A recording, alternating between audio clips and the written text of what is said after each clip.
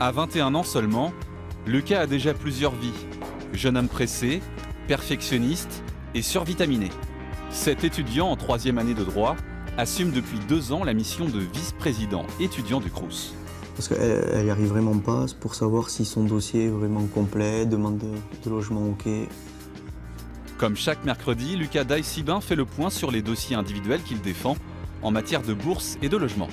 Si, et ça arrive, je suis en désaccord avec quelqu'un, que ce soit au Crous, au niveau du rectorat, etc., j'hésiterai pas à aller entre guillemets en conflit parce que c'est mon rôle de défendre les étudiants. Pour avoir ce rôle en tant que vice-président étudiant, il faut vraiment pouvoir aller au contact, avoir l'envie de communiquer, avoir envie de trouver des solutions rapidement.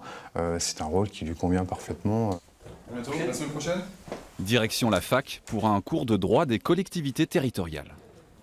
En matière de transport, la loi NOTRe transfère la majeure partie des compétences aux régions.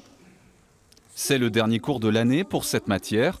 Quant à la suite, Lucas a déjà choisi sa voie depuis longtemps. Moi, mon projet professionnel, c'est de devenir avocat. Me spécialiser en droit de la famille, droit du travail, mais surtout droit pénal routier. Mais c'est long. Et pourtant, son destin ne semblait pas tout tracé.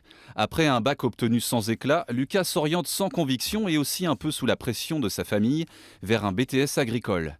Mais rapidement, il est pris à partie par ses camarades, victime de harcèlement scolaire sur fond de racisme. Je me suis retrouvé isolé, insulté, menacé. Je me suis plaint, j'ai dénoncé ces actes à mes professeurs principaux, au CPE, aux directeurs qui n'ont jamais rien fait. Ils ont même dit que c'était ma faute et que si je n'étais pas content, je pouvais partir. Cette blessure, il va en faire sa force et son combat grâce à la réalisation en 2017 d'un court-métrage dénonçant le harcèlement scolaire. Pas sur son histoire personnelle, mais d'après des faits réels. C'est l'histoire d'une jeune fille qui s'appelle Marion, qui est lycéenne, qui est issue d'une famille plutôt modeste et qui se fait harceler parce qu'elle a refusé les avances sexuelles d'un jeune homme.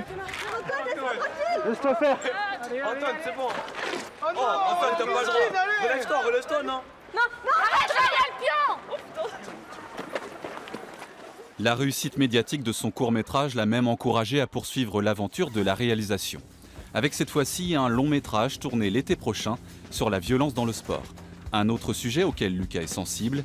Et oui, il est aussi observateur de jeunes arbitres de football.